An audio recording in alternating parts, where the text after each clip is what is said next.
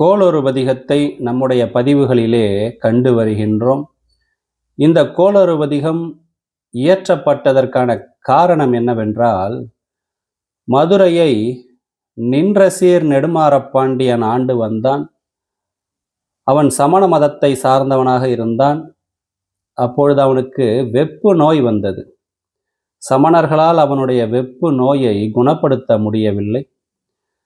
திருஞான சம்பந்தர் தன்னுடைய சிவபக்தியால் நிகழ்த்தி வரும் அதிசயங்களை கேள்விப்பட்ட மதுரை அரசியார் மங்கையர்க்கரசி திருஞான சம்பந்தரை மதுரைக்கு வரும்படி அழைப்பு விடுத்தார்.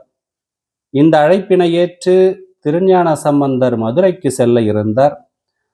அப்பொழுது திருநாவுக்கரசர் திருஞான சம்பந்தரிடத்திலே தற்பொழுது நாளும் கோளும் சரியில்லை, அதாவது கிரக நிலைகள் தற்பொழுது சரியில்லை, சிறிது காலத்திற்கு பிறகு தாங்கள் செல்லுங்கள் என்று கூற, சிவனை இறைவனாக பெற்ற நமக்கு நாளும் கோளும் எந்த விதத்திலும் இடையூறாக இருக்காது என்று அவரிடத்திலே கூறி இயற்றப்பட்டதுதான் இந்த கோளறு பதிகம்.